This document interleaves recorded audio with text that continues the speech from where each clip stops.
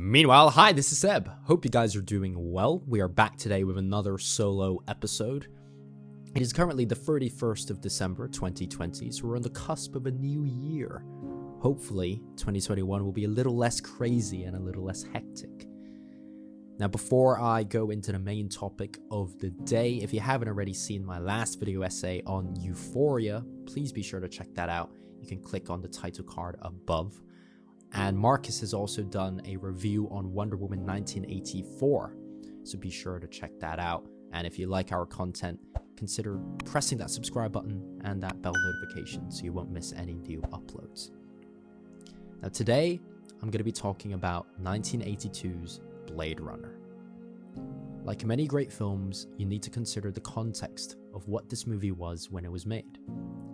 If you're watching it through the eyes of someone who grew up with The Matrix and other CG-heavy sci-fi films, like myself, and if cyberpunk was already a well-worn trope, then the visuals and ideas in Blade Runner may not be that big of a deal.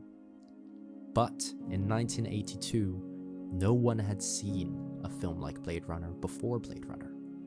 And quite frankly, even now, its distinct style and essence may possibly be never replicated again. Now, there are many ways that this film can be discussed and judged, be it the sci-fi originality, movie sets, or film noir atmosphere. I've chosen to judge this film on its message, because this to me is what sets this film apart and immortalizes it as one of the most important films of my life, and I know from many others as well. Many have spoken of the artistry of this film's visuals, and even more have spoken about its themes. But as the year 2020 comes to a close, I believe the themes of Blade Runner are more prevalent than ever. So strap in and allow me to show you the genius of Blade Runner.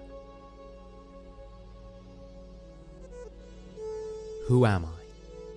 Why am I here? What is my purpose? These are all questions asked by the characters within the film, and I'm sure many of us have asked ourselves in reality as well.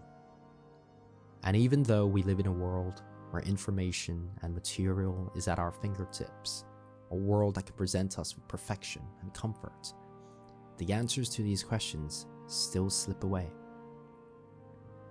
It's interesting that a film that is meant to be about androids actually tells a very human story.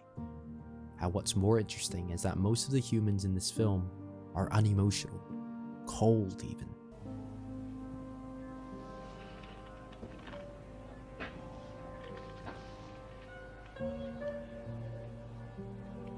Want a drink? Deckard is a loner, following orders, going through the motions, slaving away, and in many ways doesn't even seem to have the will to live. And yet in stark contrast, that very will to live, those emotions, are actually found in the replicants.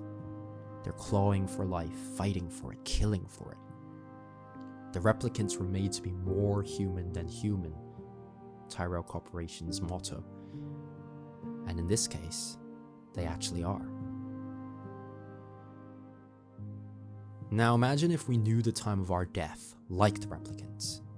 They were all born with the basics on how to function, how to live, and were designed to be identical to real humans. But they were all given lifespans of 4 short years. And yet they find it's more than enough time for them to get a brief taste of life. A chance to learn how to live, a chance to ask these questions, to think and to be. We as humans get a lot more time than them, but like the replicants, it's very often not enough. Deckard's dream sequences, Rachel's self-realization, and Roy's fight for survival all pose the question of who am I? And through the constant questioning of oneself, the characters begin to fear themselves. The replicants know that they are alive, whereas the humans fear that they might not be. Blade Runner addresses fundamental questions that we all ask, like do I make a difference, or do I have control over my own fate? Do I matter? It shows how easy it is to live a lie, to do what you're told. And it makes us question, is our life a lie? Is the system or our system we live in a lie? Are we just pawns, living blind?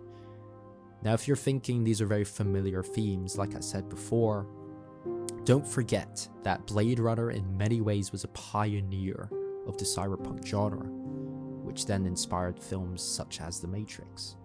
Do we, can we make a difference? At the end of our lives, no matter what we do, our moments will be lost like tears in the rain. Yet, at the same time, if we live a full life, we can shape others. This brings me to the amazing speech of Roy at the end of the film. He, unlike many of the humans, has actually lived more of a life than most humans ever will.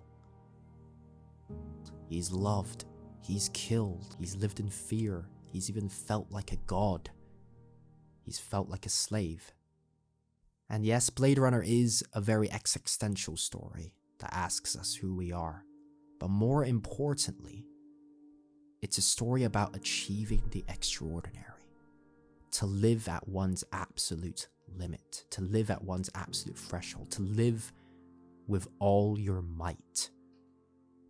Deckard lives a very bleak existence, and like I said, he hardly shows a will to live.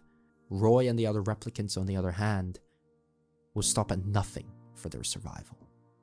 It's only after Deckard finds Rachel and questions himself, and only by looking at himself does he find that strength to live, and that will and that want to live. In the final scene, we see his true strength and willpower. Only when Deckard finds a reason to live, to love, and thus live in fear, does he run and fight faster than he ever had before. Roy, on the other hand, is angrier than ever after seeing his love Triss die to Deckard's hand. But as his life comes to an end, and seeing Deckard's will to live, his actions change, and we see his enlightenment. In the final scene, he saves Deckard from death. Just as Deckard now has the passion to live, Roy finally has found the acceptance of his death, of his mortality. We see how ready he is. We see his will to die. At this point, the two characters' motivations almost swap. Roy has finally understood life. He's understood that life ends in death. We see that in his final moments, he has reached enlightenment. He speaks of his life and in the beauty that he's seen, the deeds that he has done. He says all those moments will be lost in time, and yet by telling them to Deckard, they are in some ways immortalized. The dove he cradles then flies away poetically, symbolizing that the world goes on. Side note, the fact that this scene was improvised and off script from actor Rutger Hauer is amazing. Which brings me to my next point. The entire team, Ridley Scott, cinematographer Jordan Cronenweth, production and art designers Lawrence G. Paul, David Snyder, the special effects department, the cast, concept artist Sid Mead, Vangelis, deserve so much credit for the world and the look of this film that they've created. It's atmospheric, it's believable, but above all else, it's beautiful. The performances, the sounds, the miniature sets, the props, the costumes, it allows you to be immersed and sucked into this world. And it's important to understand that this film was made prior to the rise of CGI, and most shots were done in camera. Every frame, every detail was painstakingly handcrafted and designed, and it really bleeds off the screen. Even years later, this film holds up aesthetically, and one cannot deny that this film is a visual masterpiece. Now, as I'm writing this, we're about to step into the new year of 2021. 2020 was a year of many trials and tribulations for many of us. And although the problems won't just magically go away, it is important for us to find beauty, to find joy, to find love, and that will to live even in the harshest of realities. This is the essence of Bladerunner. It symbolizes that every moment is precious, every moment counts and matters, despite the fact that many of us may never know the answers to those questions, like what their purpose is or who they are, and we may never know our true purpose. All that matters is that moment you exist in. Tomorrow you may not be here. We may not be here this next moment. This is the only moment we have. Now is the only moment. Now is the only time you have, and here is the only place you have. Bladerunner shows us that there is more out there. And despite not being able to know or change our fate, we should still aim to grasp further, to try to prove that one can make a difference despite perhaps knowing that we cannot. Blade Runner reminds us that we're human, that we're flawed and imperfect, yet we're still capable of the extraordinary.